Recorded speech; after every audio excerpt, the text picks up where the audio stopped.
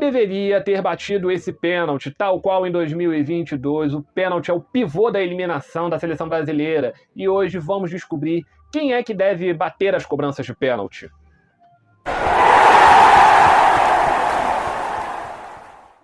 Novamente, uma cobrança de pênalti é pivô da eliminação da seleção brasileira. Bruno Guimarães perdeu uma cobrança que poderia ter feito toda a diferença na partida Noruega 2, Brasil 1. Mas hoje vamos discutir um pouco sobre quem deve realizar as cobranças de pênalti, não só na seleção brasileira, numa equipe em geral.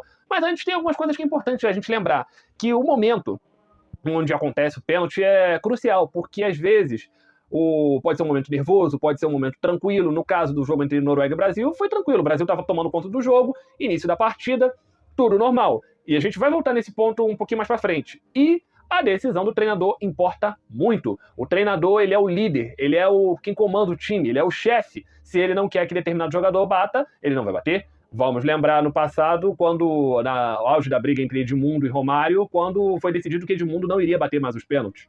Então, a decisão do treinador importa demais. Nem sempre o que acontece em campo se resolve em campo. Mas vamos elencar aqui quem deve ser o primeiro a cobrar um pênalti por uma equipe. O batedor. E eu falo batedor, você pode pensar, mas o batedor sempre é o craque.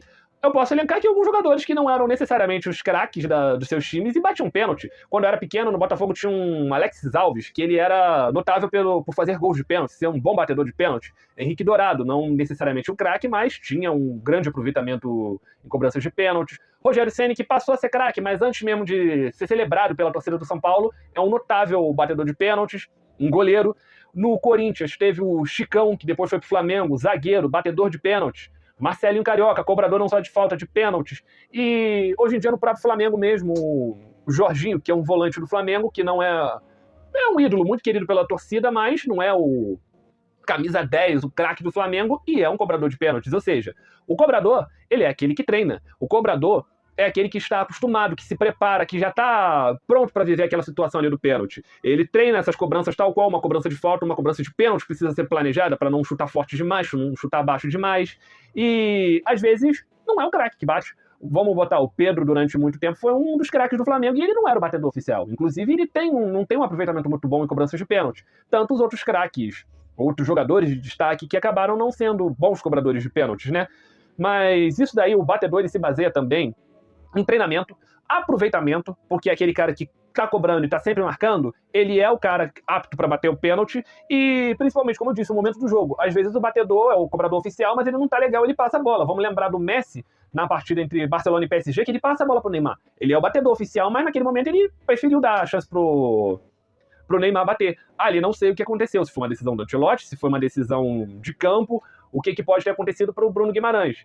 Tô falando assim, independentemente de coletivas e todas essas coisas, porque um ou outro pode assumir a responsabilidade, mas só eles vão saber o que aconteceu ali em campo, né? E, em segundo lugar, quem deve bater o pênalti é o craque. E aí, quando eu falo pra você o craque, por quê? Ele tá ali pra chamar a responsabilidade, tal qual o próprio Neymar fez ali na partida contra a Noruega. Ele tá ali pra qualquer situação. E o pênalti é um dos fundamentos do futebol. O cara tem que saber bater um pênalti, até seja para um meio do jogo, como foi ali, seja para uma disputa de pênaltis. Ele sempre precisa estar pronto para isso.